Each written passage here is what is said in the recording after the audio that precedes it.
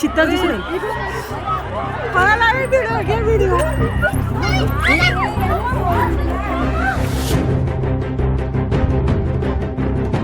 नाशिकच्या सातपूर परिसरातील शिवाजीनगर तुकाराम गार्डन जवळील विठ्ठल रुक्मिणी श्रीराम रो हाऊस मध्ये आज सकाळी सुमारे 9 वाजेच्या सुमारास एक बिबट्या आढळून आल्याने संपूर्ण परिसरात एकच खळबळ उडाली।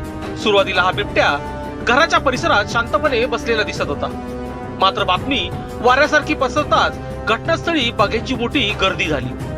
परिस्थिती तणावपूर्ण असतानाच अचानक बिबट्या घरातून बाहेर पडला आणि क्षणात नागरिकांमध्ये भीतीचे वातावरण निर्माण झाले। जीव वाचवण्यासाठी लोकांनी अक्षरशः पळ काढला। काही वेळ परिसरात पूर्ण गोंधळ उडाल्याचे चित्र होते। घटनेची माहिती मिळताच रेस्क्यू टीम तात्काळ घटनास्थळी दाखल झाली।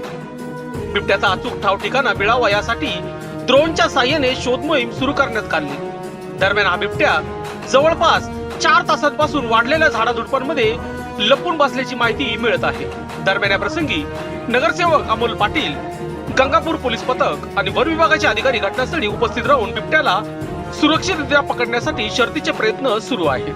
मात्र बिबट्या सतत जागा बदलत असल्याने तो अद्याप हाती लागला नाही। दरम्यान वन विभागाने परिसर सील केला असून नागरिकांना घराबाहेर न पडण्याचे आवाहन करण्यात आले आहे। सध्या संपूर्ण परिसरात तणावपूर्ण शांतता असून कधीही काही होऊ शकतं अशी परिस्थिती निर्माण झाली आहे।